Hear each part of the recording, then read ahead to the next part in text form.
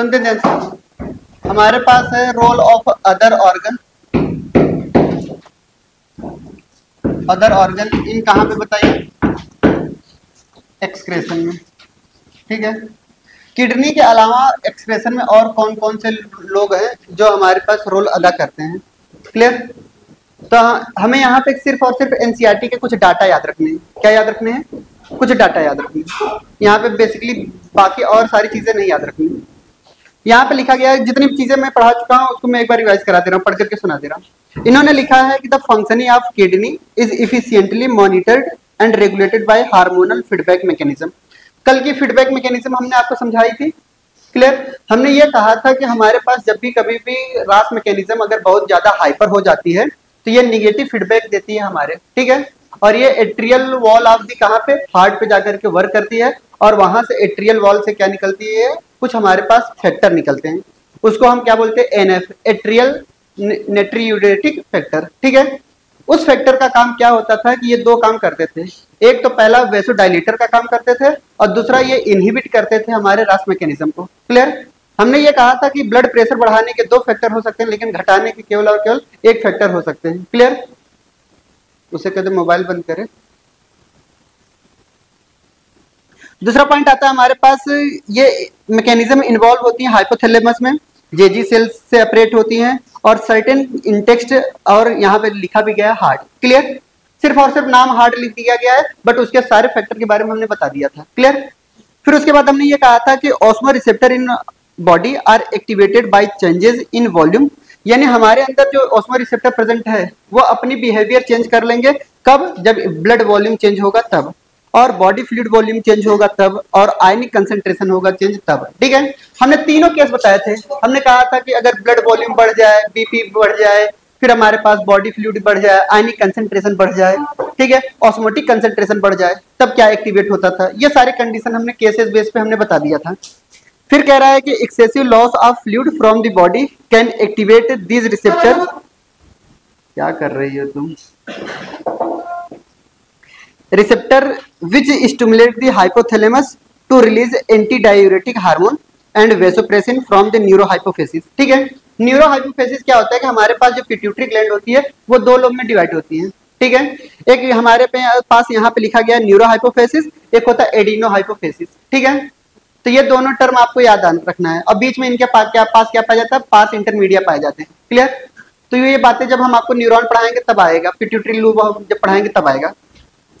फिर कह रहा है कि एडीएच फैसिलिटेट करता है रीएब्जॉर्प्शन ऑफ वाटर, ठीक है, from the latter part of the tubule and thereby preventing diuresis, यानी लॉस ऑफ वाटर अगर हो रहा है उसको हम बोलते हैं डायूरेसिस। क्लियर?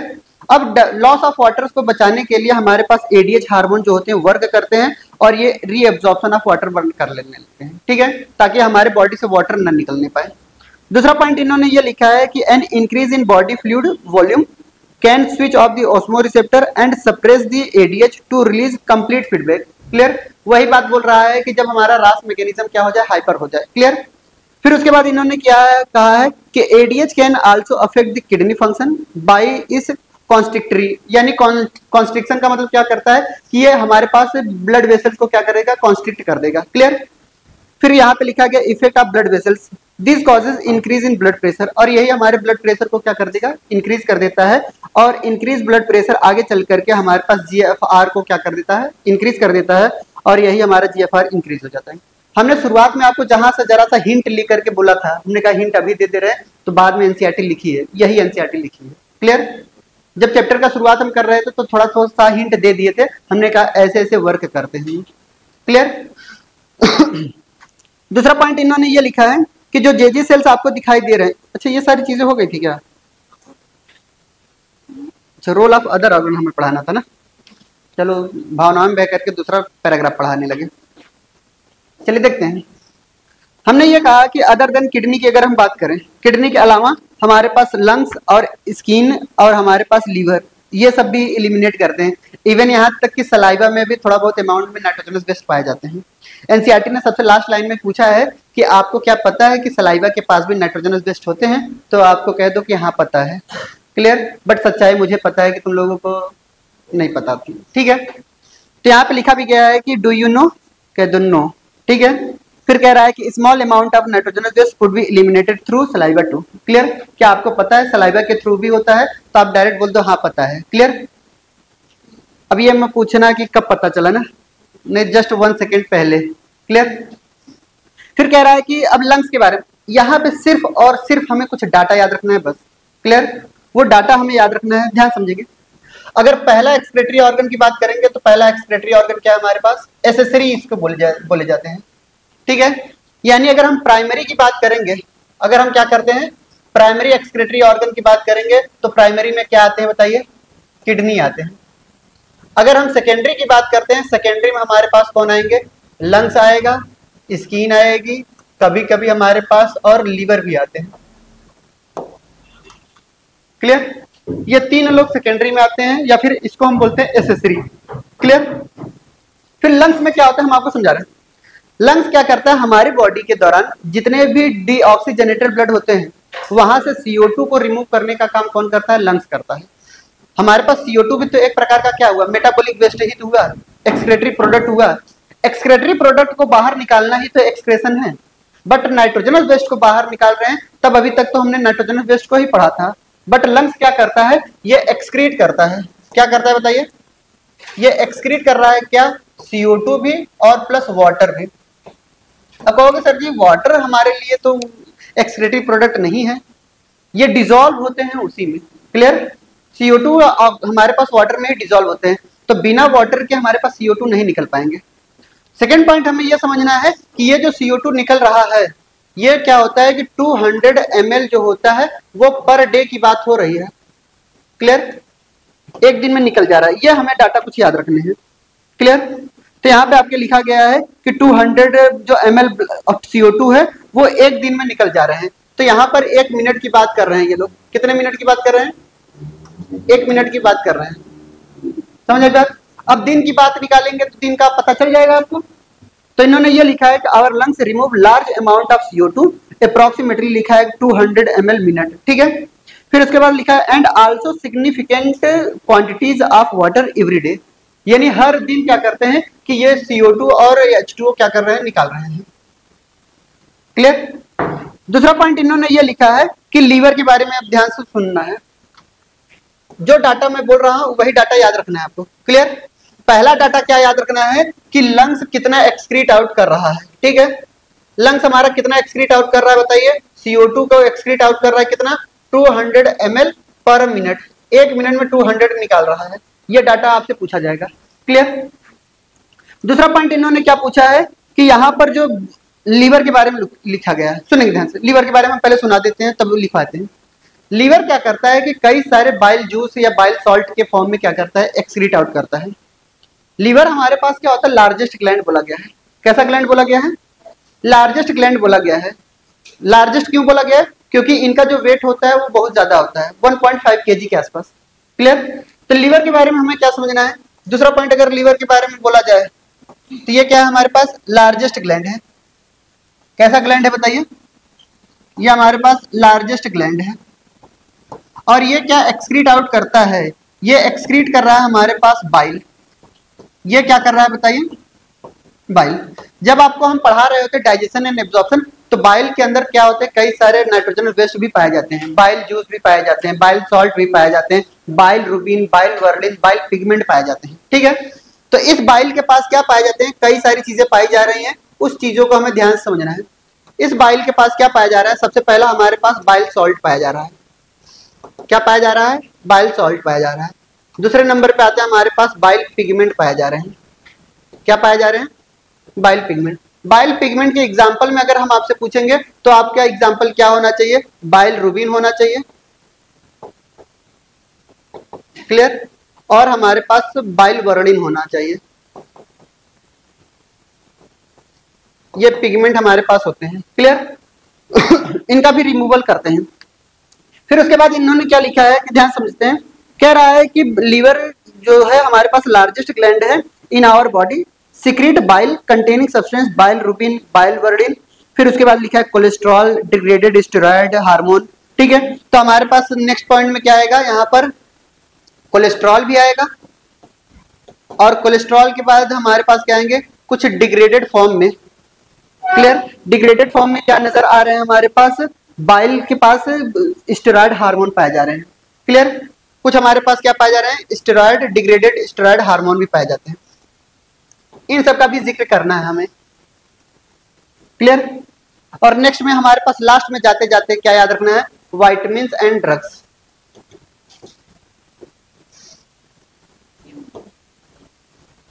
क्लियर। कई सारे ऐसे ड्रग्स होते हैं जिसका डिटॉक्सिफिकेशन हमारा लीवर करता है। क्लियर। जो भी हम तंबाकू खा रहे हैं, जो भी हम आपका क्या कर रहे हैं, सिगरेट पी रहे हैं या ड्रग्स ले रहे हैं, वो हम अपने लीवर के ऊपर भरोसा करके लेते हैं कि ताकि ये डिग्रेड कर देगा। क्लियर। कई बार ऐसा होता है कि हमारी बॉडी क्या करती है, उसको एक्सेप्ट नहीं करती। जब एक्सेप्ट नहीं करती तो वॉमिटिंग वगैरह कर देते हैं। जिस चीज को एक्सेप्ट कर ले रहे हैं तो आराम से स्वाद आ जाता है उसका चीज का। क्लियर। ये सब के सब किसके द्वारा एक्सक्रीट आउट होंगे बताइए, ये सब के सब एक्सक्रीट होंगे किसके through, excrete through digestive waste. ये किसके थ्रू एक्सक्रीट आउट हो रहे हैं बताइए, फीकल मैटर के दौरान हमारे पास एक्सक्रीट आउट होते हैं। क्लियर। बॉडी से बाहर तो ये भी निकल रहे हैं ना हमारे, सुन लेते हैं। दूसरा, अभी तक क्या क्या पढ़ लिया हमने, लीवर पढ़ लिया, लंग्स पढ़ लिया। थर्ड आता है हमारे पास स्वीट ग्लैंड। नेक्स्ट आता है हमारे पास क्या, स्वेट ग्लैंड। सुनते हैं, हमारे पास दो तरीके के ग्लैंड हैं हमारे स्किन के अंदर। क्लियर। एक हमारे पास स्वीट ग्लैंड और एक है सीबेसियस ग्लैंड। क्लियर। यानी अगर स्वीट ग्लैंड की बात करेंगे और हमारे पास किसकी बात करेंगे, सीबेसियस ग्लैंड की बात करेंगे, दोनों को अलग अलग लिखना है, अभी हम बता रहे हैं। ठीक है। ये स्वीट ग्लैंड और सीबेसियस ग्लैंड कहां पे प्रेजेंट होते हैं हमारे पास, प्रेजेंट इन स्किन। इसीलिए हम ये बोलते हैं कि स्किन भी हमारे पास किसका काम कर रही है, एक्सक्रीटरी प्रोडक्ट को निकालने का काम कर रही है, बाहर निकालने का काम कर रही है। इसमें स्वीट ग्लैंड का क्या फंक्शन है और सीबेसियस ग्लैंड का क्या फंक्शन है, दोनों का फंक्शन हम अलग अलग लिखवा रहे हैं। क्लियर। एक तरफ हमारे पास क्या है, स्वेट ग्लैंड, और एक हमारे पास क्या है, sebaceous gland.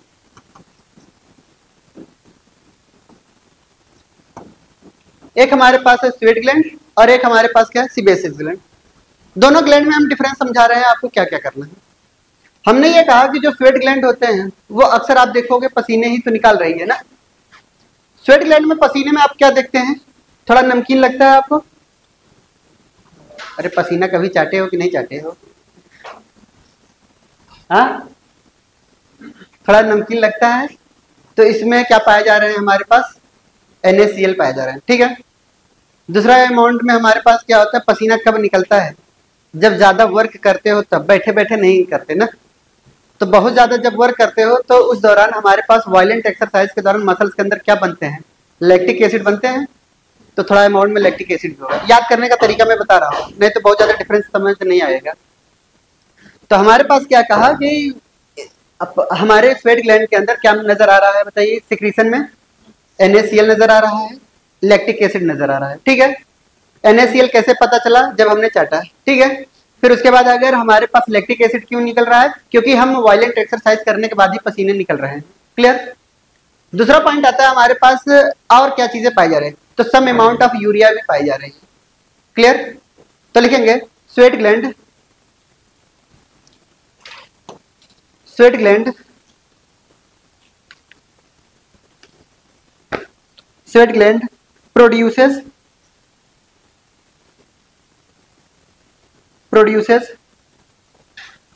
watery fluid, watery fluid,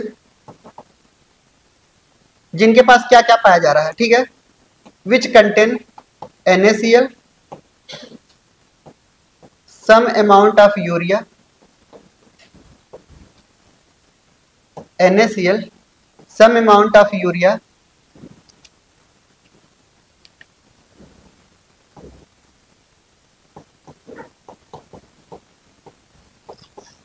lactic acid.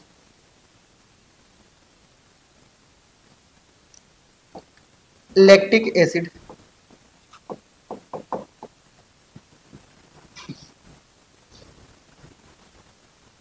Clear? चलिए, ये क्या करता है कि पसीना जब भी आपको होता है तो हमें ये कूलिंग इफेक्ट देता है। कैसा इफेक्ट देता है? कूलिंग इफेक्ट देता है। जैसे जब भी आप बहुत ही ज्यादा थके हारे रहोगे तो थक करके आओगे, जरा सा भी अगर ठंडी हवा चलेगी, ठीक है, हवा लगेगा, आपको लग रहा है, ऐसा लगेगा जैसे एसी चल रही हो। क्लियर? तो लिखेंगे it provide cooling effect.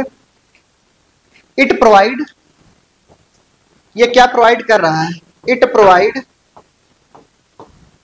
Cooling effect, cooling effect on body surface, cooling effect on body surface. ये बॉडी सरफेस पे क्या कर रहा है? कूलिंग इफेक्ट कर रहा है। सीबेसियस ग्लैंड के बारे में लिखेंगे। होता क्या है कि यहां पर ये क्या एक्सक्रीट कर रहा है, ये ध्यान सुनेंगे। सीबेसियस ग्लैंड जिसका सिक्रीशन करता है, जिसका भी सिक्रीशन करता है उसको हम सीबम बोलते हैं। इसको हम क्या बोलते हैं? सीबम बोलते हैं।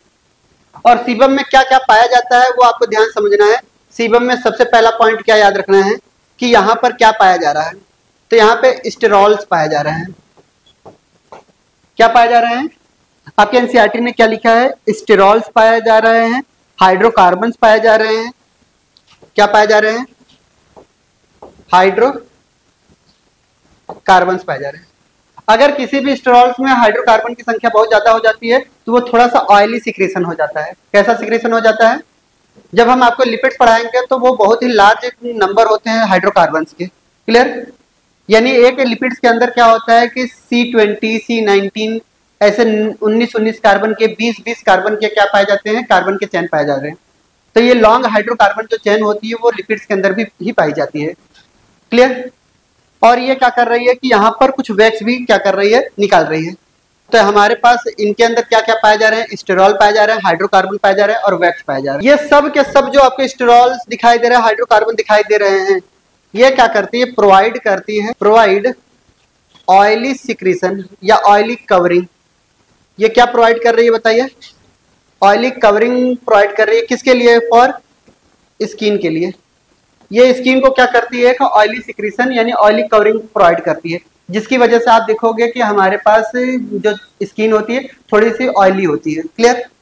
जिनमें इनका सिक्रेशन ज्यादा होता है तो आप लोग बता देते हैं इनका जो स्किन है बहुत ऑयली है, और किसी का सिक्रेशन इनमें कम होता है तो कहते हैं बहुत ड्राई स्किन है। अच्छा कौन सा होता है? ऑयली स्किन या फिर ड्राई स्किन? जिसका ऑयली है तो वो ऑयली बोलेगा, जिसका ऑयली स्किन अच्छा होता है। सही है, ठीक है। ऑयली स्किन में क्या होता है? प्रोटेक्शन ज़्यादा होता है। क्लियर? हमारी स्किन किसी भी जर्म्स और हमारे पास पैथोजन जल्दी इंटर नहीं कर पाते। क्लियर?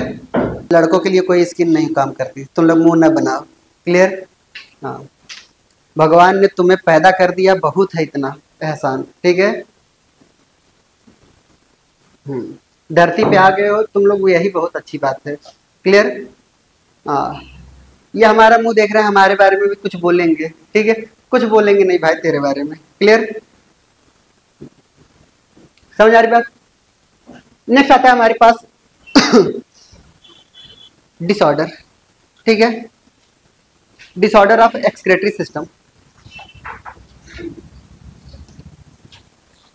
हेडिंग है हमारे पास disorder of excretory system.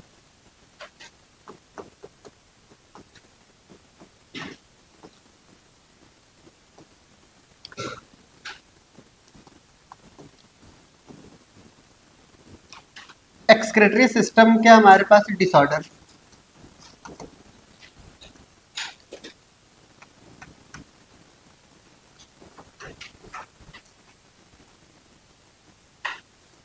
Disorder एक भी एनसीईआरटी से बाहर नहीं पढ़ना हमें, पहली बात तो ये याद रखना है। क्लियर? ह्यूमन फिजियोलॉजी की सबसे खास बात क्या होती है मालूम है? सिर्फ और सिर्फ आपको डिसऑर्डर ही ऐसा एक ऐसा चीज है जो आपको एनसीईआरटी से पूछता है। बाकी फिजियोलॉजी में थोड़ा आउट ऑफ सिलेबस हो सकते हैं, बट डिसऑर्डर जो होता है जो एनसीईआरटी में दिया है उसी से क्वेश्चन पूछे गए हैं आज तक। और हर एक चैप्टर का वेटेज हमारे पास 2 से 3 है। किसी से 3 क्वेश्चन पूछे जाते हैं, किसी से 2 क्वेश्चन पूछे जाते हैं। ये हमारे पास ह्यूमन फिजियोलॉजी की सबसे खास बात है। सबसे ज्यादा क्वेश्चन पूछे जाते हैं इंडोक्राइन सिस्टम से। सबसे लास्ट चैप्टर जो है केमिकल कंट्रोल एंड इंटीग्रेशन का। क्लियर? ऐसे इनमें से क्या होता है, मिनिमम 4 क्वेश्चन, मैक्सिमम 5 क्वेश्चन, कभी कभी 6 क्वेश्चन। क्लियर? आपको लगेगा कि ये हमारे पास दूसरे चैप्टर से है, क्लियर, कभी कभी हार्मोन से रिलेटेड होगा, आपको लगेगा ये तो यहाँ से पूछा गया है, बट पूछा जाता है वहीं से। तो मैक्सिमम क्वेश्चन आपको इंडोक्राइनोलॉजी से ही पढ़ना पड़ेगा, क्लियर, और उसी को अच्छे से पढ़ना है। क्लियर? तो देखते हैं ध्यान से यहाँ पे डिसऑर्डर क्या है। पहली बात, एनसीईआरटी ने कुछ बातें लिखी हैं, ठीक है, क्या बात लिखी है वो हम समझा रहे हैं। अगर कभी भी हमारी किडनी मेल फंक्शनिंग करने लगे, क्या करने लगे, मेल फंक्शनिंग का मतलब ये होता है कि अगर सही तरीके से वर्क नहीं कर रही है किडनी हमारी, तो हमारे ब्लड में यूरिया का कंसंट्रेशन धीरे धीरे बढ़ने लगता है। क्यों? क्योंकि ब्लड से यूरिया फिल्टर नहीं हो पा रही है। और अगर यूरिया का कंसंट्रेशन अगर ब्लड में है तो ऐसे सिचुएशन को हम बोलते हैं यूरेमिया। क्या बोलते हैं? यानी हम ये पहला पॉइंट कुछ बातें जनरल लाइन लिख रहे हैं कि हम यहाँ पे ये बताना चाह रहे हैं कि malfunctioning of kidney,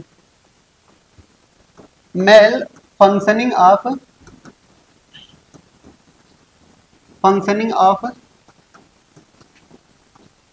kidney, ठीक है,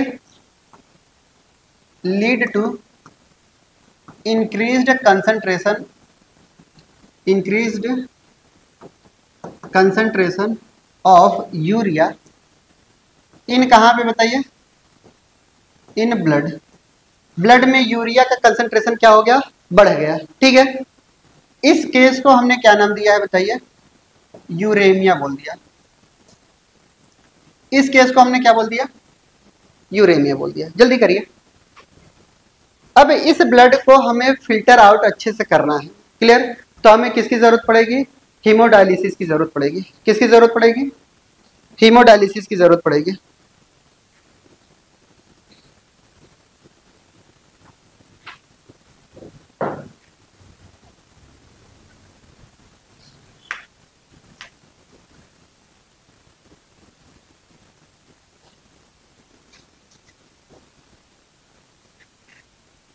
ठीक है, समझ आई बात। अब ये जो यूरेमिया है ये क्या है, बहुत ही हाईली क्या है बताइए, हाईली हार्मफुल है हमारे लिए, और यही आगे चल करके कॉज करती है किडनी फेल्योर। क्या कॉज कर रही बताइए, ये आगे चल करके क्या करती है, कॉज करती है किडनी फेल्योर। जब हमारी किडनी खराब हो जाती है तो मुझे आर्टिफिशियल किडनी की जरूरत पड़ती है कि नहीं पड़ेगी, अरे बोलिए। चलिए तो फिर आर्टिफिशियल किडनी हम लगाते हैं आपके अंदर। तो यानी हमारा टॉपिक क्या है, हमें आर्टिफिशियल किडनी पढ़नी है।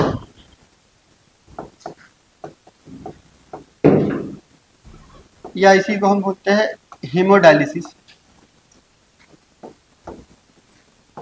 इसी को हम क्या पढ़ते हैं, हीमोडायलिसिस।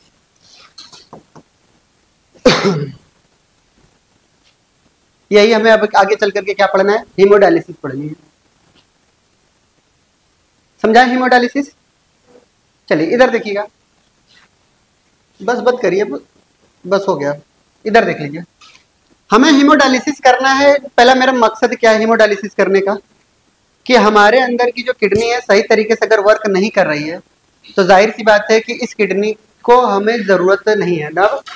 अब इस किडनी को रिमूव करके हम एक आर्टिफिशियल किडनी लेकर के आएंगे, और आर्टिफिशियल किडनी का मतलब ये नहीं इन भाई साहब से लेंगे या इनसे ले लेंगे, नहीं, हम एक ऐसे मटेरियल का यूज करते हैं या एक ऐसे चैम्बर का यूज करते हैं जो हूबहू कंसंट्रेशन जो हमारे किडनी के मैट्रिक्स में है वैसा ही कंसंट्रेशन हम कहाँ पे रखेंगे, उस चैम्बर के अंदर रखेंगे। उसको हम बोलते हैं डायलाइजर चैम्बर। क्लियर? तो हमने ये कहा कि हम एक ऐसे चैम्बर का निर्माण करते हैं, हम एक ऐसे चैम्बर का निर्माण करेंगे, उस चैम्बर में हमारे पास जो किडनी के मैट्रिक्स की कंसंट्रेशन हुआ करती थी, सेम वही कंसंट्रेशन हम कहाँ पे रखेंगे, इस चैम्बर के अंदर रखेंगे। ठीक है, तो हमने ये कहा कि हमारे पास ये चैम्बर हमने रखा, और इस चैम्बर से क्या पास होते हैं, एक हमारे पास कुछ सेलोफेन मेम्ब्रेन याद रखती हैं, इससे क्या क्रॉस होती है, ये सेलोफेन मेम्ब्रेन है। क्लियर? इस मेम्ब्रेन को हम क्या बोलते हैं, इसको हम बोलते हैं सेलोफियन ट्यूब बोलते हैं। इसको हम क्या बोलते हैं, सेलोफियन ट्यूब। क्लियर, या सेलोफेन मेम्ब्रेन। क्लियर। इस ट्यूब के अंदर हम क्या करते हैं कि वही सारी चीजें हम ऐड कर रहे हैं, वही चीजें हम यहाँ पे लेकर के आएंगे जो हमारी बॉडी के लिए नाइट्रोजन वेस्ट होंगे। क्लियर। तो हमने ये कहा कि यहाँ से मैंने किसी का एक हाथ लिया, क्लियर, ये हाथ है, इनके अंदर कई सारे रेनल आर्टरीज पाए जा रहे हैं, तो हमने यहाँ पे कुछ आर्टरीज लिया। क्लियर। ये कैसे लिए? आर्टरीज लिए। हम ये आर्टरीज का नाम हमें याद रखना है, इस आर्टरीज को हम बोलते हैं रेडियल आर्टरी। कैसी आर्टरी लेंगे? रेडियल आर्टरी लेंगे। मैं रेडियल आर्टरी क्यों ले रहा हूं उसके पीछे भी रीजन मैं बता रहा हूं, ध्यान से सुनेंगे रीजन क्या है। हम ऐसे आर्टरीज से ब्लड नहीं लेने की कोशिश करेंगे जो किसी ऑर्गन के पास जा रही हो। सपोज दैट अगर कोई भी आर्टरीज ऑक्सीजनेटेड ब्लड हमारे ब्रेन को लेकर के जा रही है, कैरोटिड आर्टरी हम मान लेते हैं, ठीक है, अगर वो आर्टरी से अगर हम ऑक्सीजनेटेड ब्लड निकालने की कोशिश करेंगे या फिर वहां से नाइट्रोजन वेस्ट को बाहर निकालने की कोशिश करेंगे, तो क्या वो ब्लड हमारे ब्रेन तक पहुंच जाएगा? नहीं। आर्टरीज का यूज अब कहाँ कर रहे हैं? हीमोडायलिसिस में। अब यही हीमोडायलिसिस का अगर वो ब्लड अगर हमारे ब्रेन तक जाता है तो वहीं से तो आर्टरीज हमने कट कर लिया है, तो ब्रेन हमारा क्या करता है? तड़प करके तो मर जाता है ना। तो हम ऐसे आर्टरीज का यूज करते हैं जो किसी ऑर्गन को ब्लड ना देता हो। क्लियर। वो जस्ट जा करके वहीं पे इंड हो जाता हो। और रेडियल आर्टरीज एक ऐसी आर्टरीज है जो आगे चल करके इंड हो जाती है किसी न किसी ऑर्गन पर। क्लियर। वो किसी ऑर्गन को ब्लड नहीं दे रही है, इसलिए हमने रेडियल आर्टरीज लिया है। क्लियर। रेडियल आर्टरीज से हमने क्या किया? यहाँ से ब्लड उठाया, ध्यान से देखेंगे तो यहाँ से हमने क्या किया? एक ब्लड उठाया, यहाँ से ब्लड लिया और इस ब्लड को हम यहाँ पे डालने की कोशिश की, इस ब्लड को यहाँ पे डालने की कोशिश की। यहाँ डालने से पहले हमने कुछ चीजें यहाँ पे देखा, ऑब्जर्व किया। हमने यहाँ पे क्या देखा कि हम यहाँ पर एक मेजरमेंट लेंगे, यहाँ पे क्या लेंगे? एक मेजरमेंट लेंगे।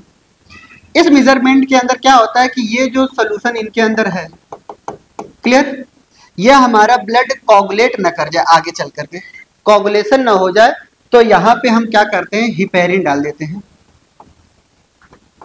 आपको पता है हिपेरिन क्या है? नेचुरल एंटीकोगुलेंट है, ठीक है। हम अगर कहीं से ब्लड उठा रहे हैं तो ये ब्लड आगे चल करके कहीं पे कोगुलेशन न हो जाए, यानी क्लॉट न हो जाए, इसलिए हम इसका बहुत ही ध्यान रखते हुए हम इसके अंदर क्या मिलाएंगे? हिपेरिन को मिक्स करते हैं। क्या करते हैं बताइए? हिपेरिन को क्या किया हमने? बताइए। मिक्स किया। क्लियर। और हिपेरिन को मिक्स करने के बाद हम अगर कहीं से आर्टरी से ला रहे हैं तो ये इस चैम्बर के अंदर का जो टेम्परेचर है क्या उससे मैच होगा कि नहीं होगा, इसलिए हम इनके टेम्परेचर को क्या कर देते हैं? डाउन कर देते हैं। यानी इनके टेम्परेचर को हम यहाँ पे क्या करेंगे? दो चीजों को डाउन कर रहे हैं, एक हिपेरिन को मिक्स कर रहे हैं और दूसरा इनके टेम्परेचर को डिक्रीज कर रहे हैं, वो भी 0 डिग्री सेल्सियस पे लेकर के चले आए। क्लियर। अब बात आती है कि यहाँ पे जब भी यहाँ पे जो फ्लूइड आया, हम मान चलते हैं यहाँ पे कोई फ्लूइड आया, ठीक है, इस फ्लूइड के अंदर हमने डाला। अब यहाँ पर जो हमारे पास फ्लूइड आपको नजर आ रही है, ध्यान से देखेंगे, इनके अंदर जो फ्लूइड नजर आ रही है, ये जो फ्लूइड आपको नजर आ रही है इस मशीन के अंदर, ठीक है, इस मशीन के अंदर जो फ्लूइड होती है उस फ्लूइड को हम बोलते हैं डायलाइजर फ्लूइड। यानी डायलिसिस करने के लिए जो फिर फ्लूइड होती है वो कैसी होती है बताइए? उसको हम क्या बोलते हैं? डायलाइजर फ्लूइड बोलते हैं। डायलाइजर फ्लूइड में हम क्या क्या मिक्स करते हैं वो हमारी इच्छा होती है। यानी हमारी इच्छा क्या है? हमारा मकसद क्या है? नाइट्रोजनस वेस्ट को बाहर निकालना, ना कि ग्लूकोज को बाहर निकालना, ना कि प्रोटीन को बाहर निकालना, ना कि हमारे पास कई सारे अमीनो एसिड्स को बाहर निकालना। हमारा मकसद क्या है? नाइट्रोजनस वेस्ट को बाहर निकालना। तो सेम वही जो ब्लड का प्लाज्मा होता है हमारे अंदर, ठीक है, उसके तो वो आइसोटोनिक होती है। क्लियर। यानी हमारे पास क्या होता है? डायलाइजर फ्लूइड की सबसे खास बात क्या होती है वो ध्यान से समझना है। ये डायलाइजर फ्लूइड जो होती है वो आइसोटोनिक होती है। क्या होती है बताइए? Isotonic to blood plasma. हमारे ब्लड के अंदर का जो प्लाज्मा है, क्लियर, उसके वो आइसोटोनिक, जो कंसंट्रेशन हमारे ब्लड प्लाज्मा का है सेम वही कंसंट्रेशन किसका है बताइए? डायलाइजर फ्लूइड का है। ये पहला क्वेश्चन उठता है चांस। क्लियर। दूसरा क्वेश्चन क्या उठेगा कि हमारे डायलाइजर फ्लूइड में हमारा मेन मकसद क्या है? नाइट्रोजन वेस्ट को बाहर निकालना। तो यहाँ पे नाइट्रोजनस वेस्ट के प्रोडक्ट का जो कंसंट्रेशन उसको कम रखेंगे तभी तो हाइपर से हाइपो की तरफ जाएगा। क्लियर। तो यानी यह और इनके साथ साथ ये क्या करते हैं, ये हाइपोटोनिक होते हैं। कैसे होते हैं बताइए? हाइपोटोनिक टू किसके? एक्सक्रेटरी प्रोडक्ट के। किसके बताइए? एक्सक्रेटरी प्रोडक्ट के, या फिर हम साफ साफ लिख दें क्या, नाइट्रोजनस वेस्ट के। बोलिए। ये नाइट्रोजन वेस्ट के हाइपोटोनिक होते हैं और आइसोटोनिक होते हैं किसके? हमारे ब्लड प्लाज्मा के। ब्लड प्लाज्मा के आइसोटोनिक क्यों कहा? क्योंकि दोनों का कंसेंट्रेशन हमें बराबर रखना है। क्लियर? ब्लड प्लाज्मा का कंसेंट्रेशन बराबर रखना है। हमारा मेन मकसद ये होता है कि नाइट्रोजन वेस्ट को बाहर निकालना। नाइट्रोजन वेस्ट यहां से बाहर कब आएगा? आप ही बताइए, कब बाहर आएगा? यहां से नाइट्रोजन वेस्ट कब बाहर आएगा बताइए? यहां से बाहर कब आएगा? जब यहाँ का कंसेंट्रेशन कम होगा, यहाँ का ज्यादा होगा, तब ना।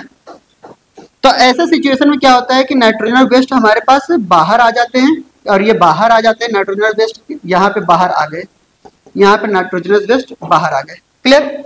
ये जब नाइट्रोजन वेस्ट यहाँ से बाहर आ जाते हैं तो यहाँ का कंसेंट्रेशन जो है, ठीक है, धीरे धीरे नाइट्रोजन वेस्ट भर जाता है, और यहाँ पर आर्टरीज जो होती हैं, यहाँ से एक रेनल वेन्स हम निकाल देते हैं। कैसा वेन्स निकालते हैं? रेडियल वेन को हम बोलेंगे। कैसा वेन बोलेंगे? Radial when. ये रेडियल वेन ले जाकर के हम क्या करते हैं कि यहाँ पर फिर से वही चीज काम करेंगे जो यहाँ पे किया था। ठीक है, अब इसको हमें फिर से ब्लड कहाँ देना है? ऑर्गन को देना है, यानी हमारी बॉडी को देना है। अब इस बॉडी के अंदर हम क्या करेंगे? टेम्परेचर को मेंटेन करेंगे, और टेम्परेचर मेंटेन करने के बाद यहाँ पे क्या कर लेंगे? एंटी हिपेरिन डाल देंगे। क्या डाल देंगे बताइए? एंटी हिपेरिन डाल देंगे। क्लियर? अब एंटी हिपेरिन डालने के बाद क्या होगा? इसको ले जाकर के हम डायरेक्ट क्या कर देंगे? यहां से, ठीक है, रेडियल वेन में छोड़ देंगे। जहां से लाए थे वहीं पे हम छोड़ देंगे। इसी तरीके से हमारा ये वर्क करता है। क्लियर? फिर से समझा हीमोडायलिसिस? एक बार फिर से सुनेंगे, थोड़ा दिमाग लगा करके समझना है। क्लियर? हमने ये कहा कि हमारे पास किडनी का मेन फंक्शन क्या है? नाइट्रोजनस वेस्ट को बाहर निकालने का, एलिमिनेट करने का। अगर वो अपना सही काम नहीं कर पा रही है तो यानी ये क्या हो चुकी है? किडनी फेल हो चुकी है। समझ आई बात? आप एग्जाम में फेल क्यों होते हैं? जब आप अपने समय से, अगर अपने आप जितना मार्क्स चाहिए अगर उतना नहीं पा रहे हैं, तभी तो आप फेल माने जाते हैं। काम भी तो आपने भी किया, 30 नंबर ले आए 100 में, क्या 30 मार्क्स हमारे लिए पास मार का है? नहीं। एफर्ट तो किया, किडनी भी एफर्ट की, बट उतना एफिशिएंटली वर्क नहीं कर पा रहे जैसा पहले लाइन में लिखा है। ठीक है, अगर उतनी अच्छी तरीके से वर्क नहीं कर पा रही तो फेल माना जाएगा किडनी। क्लियर? फिर हमने ये कहा कि हमारे पास हीमोडायलिसिस की अब मुझे क्या करेगी? जरूरत पड़ेगी। तो हमने ये कहा आर्टिफिशियल किडनी हमने बनाया। तो हमने ये कहा कि किसी भी यहाँ से हमने क्या किया? रेडियल आर्टरी से ब्लड को उठाया, और ब्लड को उठाने के बाद हमने क्या किया? इनमें हिपेरिन को मिक्स किया। ठीक है, हिपेरिन को क्यों मिक्स किया? क्योंकि अगर ये दूसरे जगह पे जा रहा है तो वहां पे ब्लड क्लॉट होने के चांसेस हैं। ठीक है, तो ब्लड क्लॉट ना हो इसलिए हमने क्या मिलाया? यहाँ पर हिपेरिन को मिक्स कर दिया। ठीक है, हिपेरिन को मिक्स करने के साथ साथ इनके टेम्परेचर को भी रेगुलेट करने के लिए यहाँ पे थर्मो रेगुलेटर लगाते हैं। तो ये टेम्परेचर को क्या कर दिया? डाउन कर दिया। क्लियर? फिर हमने ये कहा कि इसको हम डायलाइजर चेंबर में लेकर के गए। ये पूरे चेंबर का नाम ही है डायलाइजर चेंबर। इस पूरे चेंबर का नाम क्या बताइए? डायलाइजर चेंबर नाम ही है। ठीक है, इस डायलाइजर चेंबर में हमने क्या किया? ब्लड के अंदर वही कंपोजिशन है, सबका कंपोजिशन ऐसा है कि हमारे पास ब्लड के अंदर जितने भी मटेरियल पाए जा रहे हैं उनका एक्सचेंज करना है ना कि प्लाज्मा का। इसलिए कहा हमने कि इस डायलाइजर चेंबर के अंदर जो भी फ्लूइड डाला जाएगा वो किसके कंसंट्रेशन के बराबर होगा? प्लाज्मा के अंदर का होगा। ठीक है, क्यों? क्योंकि ब्लड में हमारे पास ग्लूकोज बढ़ रहा है, ब्लड में हमारे पास यूरेमिया हो रही है, ब्लड में हमारे पास यूरिन बढ़ रही है। ठीक है, तो इस सिचुएशन में हम क्या करते हैं कि हीमोडायलिसिस के दौरान ये डायलाइजर चेंबर के अंदर जो फ्लूइड है इनका कंसंट्रेशन जो होता है वो ब्लड प्लाज्मा के तो क्या है? बराबर है, आइसोटोनिक है। बट हाइपोटोनिक है किसके बताइए? किसके हाइपोटोनिक है बताइए? एक्सक्रेटरी प्रोडक्ट के। क्लियर? अब ऐसे सिचुएशन में क्या होगा कि यहाँ पर कोई भी एक्सक्रेटरी प्रोडक्ट अगर आ रहा है तो ये जो एक्सक्रेटरी प्रोडक्ट नाइट्रोजनस वेस्ट अगर आपको नजर आएगा तो ये नाइट्रोजनस वेस्ट कहाँ से कहाँ जाएगा बताइए? अंदर से बाहर की तरफ निकल आएगा, यानी डायलाइजर फ्लूइड में भर जाएगा। क्लियर? ये कब तक होता रहेगा?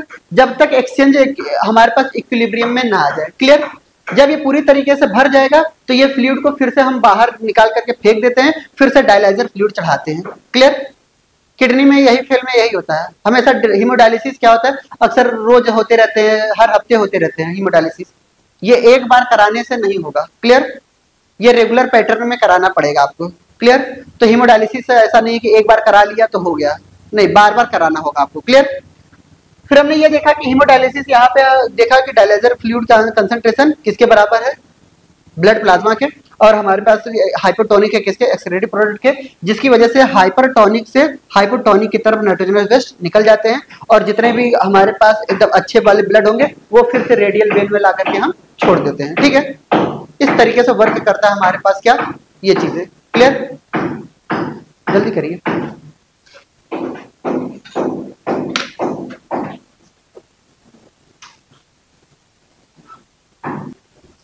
सेलोफियन ट्यूब जो होता है परमिएबल होता है माइक्रोमोलिक्यूल, छोटे छोटे मॉलिक्यूल के लिए, और इम्परमिएबल होता है मैक्रोमोलिक्यूल के लिए।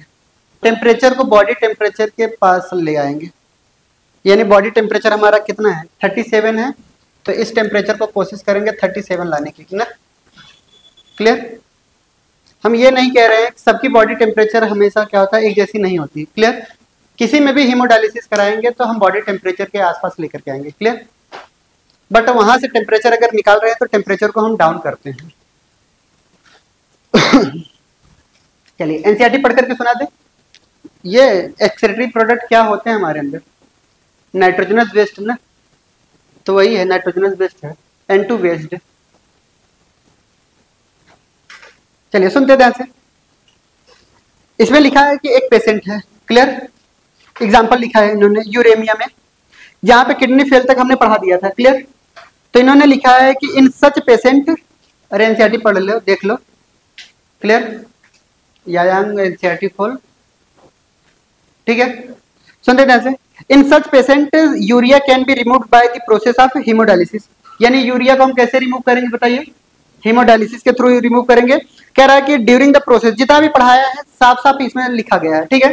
कह रहा है कि during the process the blood drained from the convenient arteries is pumped into the dialysing unit, उसी को हमने क्या बोला, आर्टिफिशियल किडनी। अब कन्वीनियंट का मतलब क्या है, आपके लिए कन्वीनियंस क्या पड़ा, रेडियल आर्टरीज, तो हमने रेडियल आर्टरीज लिखा है, क्लियर। कन्वीनियंट का मतलब ये होता है आप, वो आपको ऑफर दे रहा है, कुछ भी आर्टरीज ले सकते हैं जो आपके लिए अच्छा हो, ठीक है। इंडिया में यही ठीक है, समझ आ रही बात है। हाँ, ब्रेन का मत ले लेना कैरोटिड आर्टरीज, नहीं तो ब्रेन छटपटा करके मर जाएगा, क्लियर। दूसरा पॉइंट आता है हमारे पास, blood drained from the convenient arteries is pumped into dialysing unit after adding the anticoagulant like heparin, ठीक है। यानी हम इनको यहां से लाने से पहले हम कहां पे लेकर के जाएंगे बताइए, एंटीकोगुलेंट यानी हिपेरिन को हम मिक्स करते हैं, क्लियर। टेम्परेचर के बारे में इन्होंने नहीं लिखा है, मैं एक एक्स्ट्रा पॉइंट बता दिया है, टेम्परेचर को गिराना होगा, ठीक है। फिर इन्होंने लिखा है कि the unit contain a coiled cellophane tube surrounded by the fluid dialysing fluid having the same, ठीक है, कंपोजिशन दैट ऑफ प्लाज्मा, ठीक है। जो हमारे ब्लड प्लाज्मा का कंपोजिशन है सेम वही प्लाज्मा का, सेम वही कंपोजिशन किसका है बताइए, डायलाइजर फ्लूइड का। इसलिए मैंने इनको क्या बोला है बताइए, आइसोटोनिक। आपके एनसीईआरटी ने आइसोटोनिक नहीं लिखा है, बट आपके क्वेश्चन ने पूछा है कि किसके आइसोटोनिक होता है, क्लियर। तो उसको आप पता है कि आप लोग केमिस्ट्री के बहुत अच्छे स्कॉलर हैं, तो हाइपरटोनिक, हाइपोटोनिक, आइसोटोनिक समझते होंगे, समझ आ रही बात। सेम का मतलब आइसोटोनिक होता है, क्लियर। फिर कह रहा है कि एक्सेप्ट नाइट्रोजनस वेस्ट, यानी एक्सेप्ट नाइट्रोजनस वेस्ट, और एक्सेप्ट का मतलब क्या है, यहाँ पे नाइट्रोजनस वेस्ट के हाइपोटोनिक है, क्लियर। फिर उसके बाद हमने यहाँ पे लिखा है कि the porous cellophane membrane of the tube allow passage of molecule based on the concentration gradient, यानी ये जो सेलोफेन मेम्ब्रेन आपको ट्यूब दिखाई दे रही है ये किस बेस्ड पे वर्क करेगा, कंसंट्रेशन ग्रेडियंट। आप बताइए कि इस मेम्ब्रेन के अंदर, इस ट्यूब के अंदर कैसा आ रहा है नाइट्रोजन वेस्ट, हाईली कंसंट्रेटेड आ रहा है, और इनके अंदर डायलाइजर फ्लूइड का कंसंट्रेशन क्या है, कम है, तो हाई कंसंट्रेशन से लो कंसंट्रेशन की तरफ नाइट्रोजन वेस्ट जाएंगे कि नहीं जाएंगे। सेम वही बात आ रही है कि किसी भी मॉलिक्यूल का जो मूवमेंट हो रहा है हाई कंसंट्रेशन से लो कंसंट्रेशन की तरफ जा रहा है, ठीक है। ग्रेडियंट क्यों टर्म यूज किया, क्योंकि ये शॉर्ट डिस्टेंस है, तुरंत एकदम सटे हुए हैं, क्लियर। फिर कह रहा है कि as nitrogen waste are absent in dialyser fluid, यानी हमने इतना ज्यादा डायलाइजर फ्लूइड के अंदर ले लिया कि इनके अंदर डायलाइजर फ्लूइड के अंदर नाइट्रोजन वेस्ट पाए ही नहीं गए, क्लियर। हमने आपसे क्या बताया था, हमारा मकसद है नाइट्रोजन वेस्ट को बाहर निकालना, तो डायलाइजर फ्लूइड के अंदर हम नाइट्रोजन वेस्ट को नहीं रखते, क्लियर। अगर जिस चीज को मुझे निकालना है वही चीज नहीं रखेंगे। क्लियर? अगर ग्लूकोज को निकालना होगा अगर इस ट्यूब के अंदर से, तो मैं क्या डायलाइजर फ्लूइड में ग्लूकोज रखूंगा? नहीं रखूंगा। ठीक है, ग्लूकोज अपने आप बाहर आ जाएगा। क्लियर? अगर मुझे अमीनो एसिड या प्रोटीन को अगर निकालना है हमारे ब्लड से, तो डायलाइजर फ्लूइड में मैं प्रोटीन रखूंगा? नहीं रखूंगा। ठीक है, यही बात याद रखना है, जिसको निकालना है उसको नहीं लेना है। क्लियर? इसलिए डायलाइजर फ्लूइड में नाइट्रोजनस वेस्ट को नहीं पाया जाता। डायरेक्ट एक बार क्वेश्चन पूछा गया है कि which of the following substance are absent in dialyser fluid. Clear? तो नाइट्रोजनस वेस्ट ही एब्सेंट होते हैं। क्लियर? क्यों? क्योंकि उसी को निकालना है हमें। समझ रहे हैं बात? दूसरा पॉइंट या तो ऐसे पूछा जाता है, dialyser fluid contain all the composition except, तो एक्सेप्ट क्या? Nitrogenous waste. जितने तरीके के क्वेश्चन बन रहे हैं वो सारे सारे मैं बोल दे रहा हूं। क्लियर? फिर कह रहा है कि यहाँ पर डायलाइजर फ्लूइड में these substance freely move out, यही सब्सटेंस क्या हो जाते हैं? फ्रीली मूव आउट हो जाते हैं। फिर कह रहा है दियर बाय क्लीनिंग ब्लड, ब्लड हमारा इसी से क्या हो जाता है? क्लियरिंग हो जा रहा है।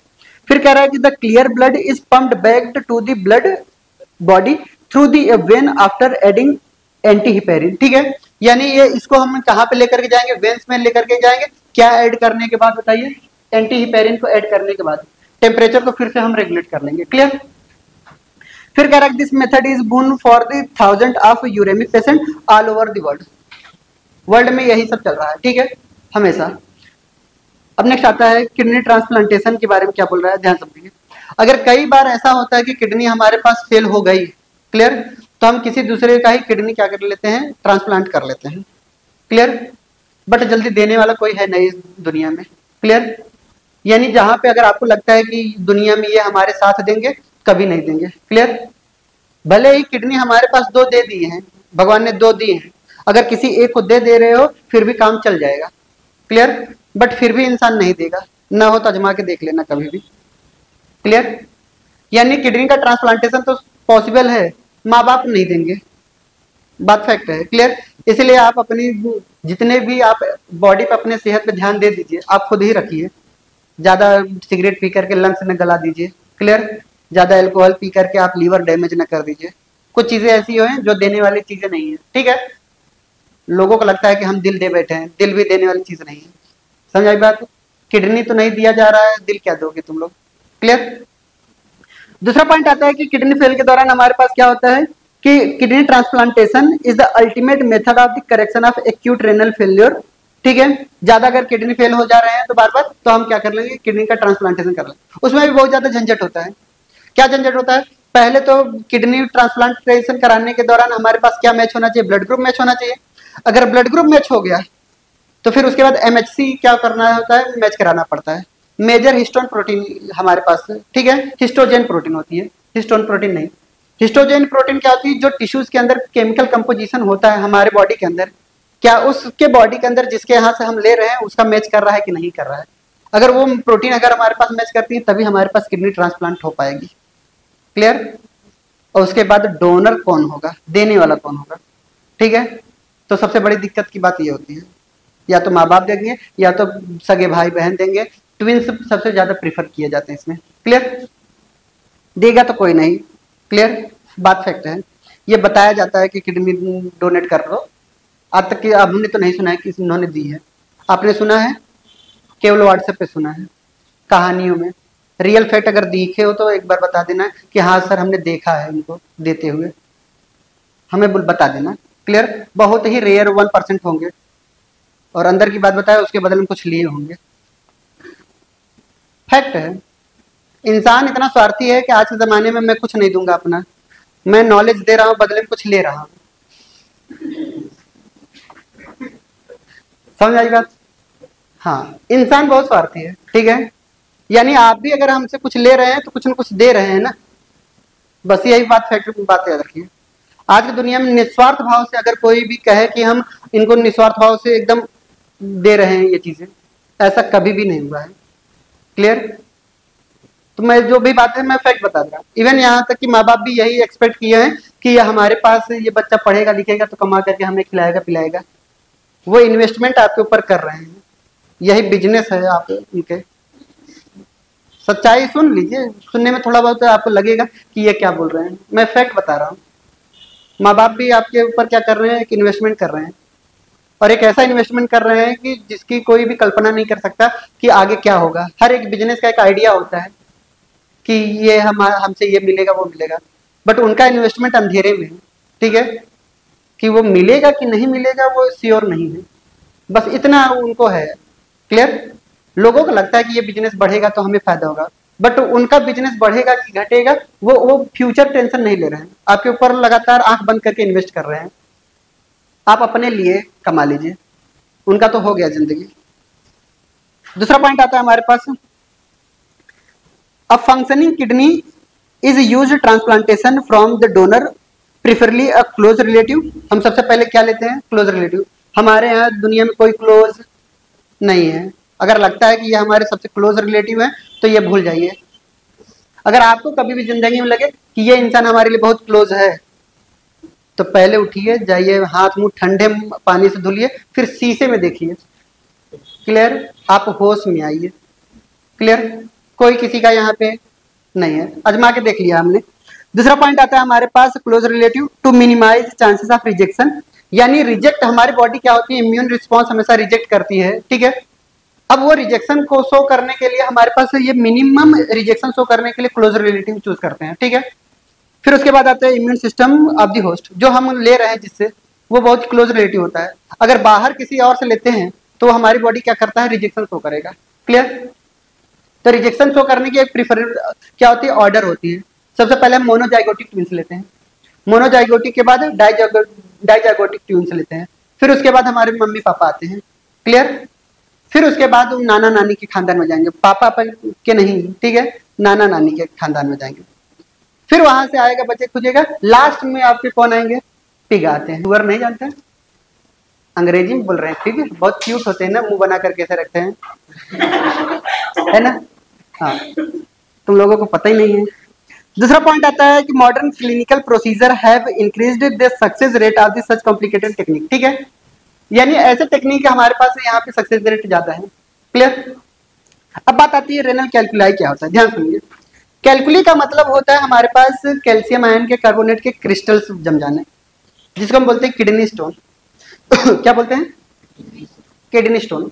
हमारे किडनी के अंदर क्या होते हैं कि अगर पथरी आ जाए, हिंदी में पथरी बोलते हैं, ठीक है, यही कैल्शियम कार्बोनेट के क्या होते हैं, हमारे पास क्रिस्टल हो जाते हैं, यही डिपॉजिट हो जाते हैं कि हमारे नेफ्रॉन के पास में या कहीं पे अटक जाते हैं, तो ये बहुत ज्यादा पेन होते हैं। क्लियर? तो उसी को हम क्या बोलते हैं, renal calculi.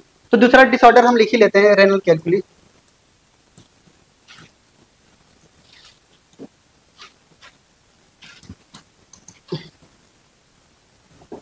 Renal calculi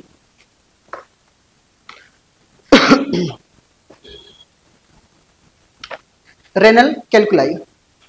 clear? सुनते हैं, रेनल कैलकुलाई क्या है। कह रहा है कि स्टोन या insoluble mass of crystallised salt, ठीक है। क्रिस्टलाइज्ड सॉल्ट का मतलब क्या है, ऑक्सलेट हुआ, ये सब अगर हमारी बॉडी में किडनी के अंदर प्रेजेंट हो जाती है तो उसी को हम क्या बोलते हैं, रेनल कैलकुलाई। रेनल टर्म हमेशा किसके लिए यूज होता है, किडनी के लिए। तो लिखेंगे स्टोन, स्टोन और insoluble mass of, insoluble mass of, insoluble mass of crystallized salt, crystallized salt, crystal नहीं जानते, हाँ, क्रिस्टलाइज्ड सॉल्ट, ब्रैकेट में लिख लीजिएगा ऑक्सलेट। ऑक्सलेट का सबसे अच्छा सोर्स क्या बताया था हमने एक दिन, टोमेटो, याद आ रहा है? मैक्सिमम अगर बहुत ज्यादा टमाटर अगर आप खाते हैं तो उसमें क्या होता है, सोडियम ऑक्सलेट वगैरह पाए जाते हैं, तो ऑक्सलेट के चांसेस उसमें सॉल्ट जो होते हैं बहुत ज्यादा होते हैं। क्लियर? फिर oxalate formed with in the kidney. Clear? Formed with in the kidney, kidney के अंदर नजर आने लगते हैं। क्या? चलिए नेक्स्ट हमारे पास ग्लोमेरुलोनेफ्राइटिस। नेक्स्ट बीमारी हमारे पास है ग्लोमेरुलोनेफ्राइटिस।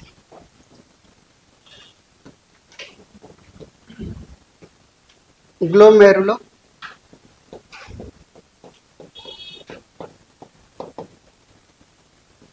नेफ्राइटिस।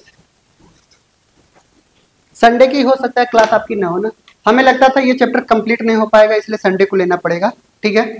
बट 2 दिन पहले ही खत्म हो गया तो अब ठीक ही है ना। लेना चाहते हैं? नहीं ले लोगे तो फिर क्या है, ठीक है। मेजोरिटी ऑलवेज विन ना, किसी का संडे का अर्निंग मन नहीं करता ना।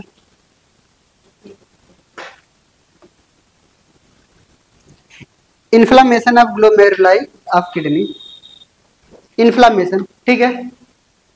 आइटिस का मतलब समझ लीजिएगा, आइटिस का मतलब होता है इन्फ्लामेशन, क्लियर। और ग्लोमेरुलो का मतलब होता है ग्लोमेरुलस। ग्लोमेरुलस ट्यूब्यूल के अंदर अगर हमारे पास क्या होता है, इन्फ्लामेशन हो जाए तो उसे हम क्या बोलते हैं, ग्लोमेरुलो नेफ्राइटिस, क्लियर। ट्यूसडे को जो होगा आपके पास सिलेबस तीनों चैप्टर का है, उसमें एक सरप्राइज देखने को मिलेगा आपको, ठीक है। हाँ, क्वेश्चन का एक सरप्राइज होगा, क्लियर। चैप्टर क्या क्या आ रहा है हमारे पास, breathing, body fluid and circulation and excretory product and their elimination, तीनों चैप्टर हैं, क्लियर। तो सरप्राइज है ना उस टेस्ट में, अच्छा सा टेस्ट देने के बाद ही पता चलेगा ना, क्लियर। जो फुल मार्क्स लाएंगे उनके लिए क्या है, 5, कैमरा चल रहा है, 5 रुपए ना बोलो तुम लोग, ठीक है। लोग सोचते होंगे ये 5 रुपए के लिए बहकावे में डाल रहे हैं, क्लियर। 500 पैसे कितने, हाँ 500 पैसे के तुम लोगों के चॉकलेट खिलाएंगे, क्लियर। तो हाँ, सुनते थे ऐसे। नेक्स्ट पॉइंट हेडिंग डालते हैं, लोकोमोशन एंड मूवमेंट। नया चैप्टर का हेडिंग डाल ही लेते हैं ना, हाँ पढ़ाई देते हैं। ट्रीटमेंट, हाँ है ना। ऐसे कई सारी दवाएं आती हैं जो इस जो क्रिस्टलाइज सॉल्ट होते हैं उनको ब्रेक डाउन कर देती है, ठीक है, ऑक्सीडाइज कर देते हैं या फिर ये ब्रेक डाउन ही करते हैं, क्लियर।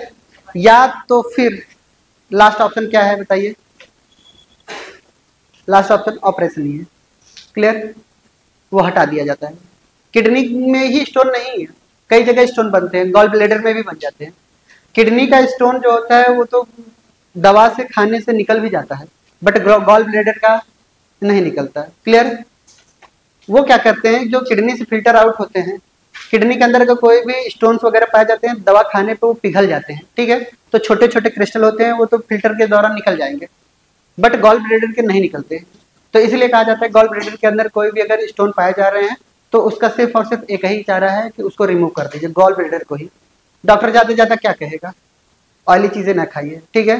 क्यों, क्योंकि गॉल ब्लैडर में हमारे पास क्या पाए जाते हैं, बाइल पाए जाते हैं, और बाइल जूस जो होते हैं वो फैट को ब्रेक डाउन करने में या उनके इमल्सिफिकेशन में मदद करते हैं, क्लियर। कार्बोहाइड्रेट का तो हमारे पास पेनक्रियाज और सलाइवरी एमाइलेज 100% डाइजेशन कर देते हैं, बट लिपिड्स का हमारे पास ब्रेकडाउन नहीं हो पाता। लिपिड्स के ब्रेकडाउन में हमारे पास बाइल जूस का होना बहुत जरूरी है। तो जब भी हमारे पास गॉल ब्लैडर के अगर कभी भी हम क्या किए जाते हैं, ऑपरेशन किए जाते हैं, तो डॉक्टर ये सलाह देता है कि ऑयली चीज़ें आप ज़्यादा न खाइए, नहीं तो पूरा का पूरा आपका क्या होगा, स्वेलिंग बढ़ेगी और बॉडी वेट बढ़ता चला जाता है, ठीक है, वजन बढ़ता चला जाता है। क्यों, डाइजेस्ट नहीं होगा तो क्या होगा, डिपॉजिट ही तो होगा, और डिपॉजिट यहाँ यहाँ ही तो होगा, क्लियर, दिखे ही रहे हमें, ठीक है। तो यानी क्या है कि हमारे पास ये जितने भी हैं, ये किडनी स्टोन की बात हो गई, और क्या था, हाँ ये अवॉइड नहीं है, हमने ये कहा कि ज्यादातर देखा गया है ऑक्सलेट के जो सोर्सेस हैं वो टमाटर में पाया गया है, क्लियर। ऑक्सलेट के जो सोर्स हैं टमाटर में देखा गया है, इसलिए उस चीज को आप अवॉइड कर सकते हैं, क्लियर। नेक्स्ट टॉपिक क्या है हमारा, लोकोमोशन एंड मूवमेंट। समय है, अभी बहुत समय है, ठीक है, चलिए।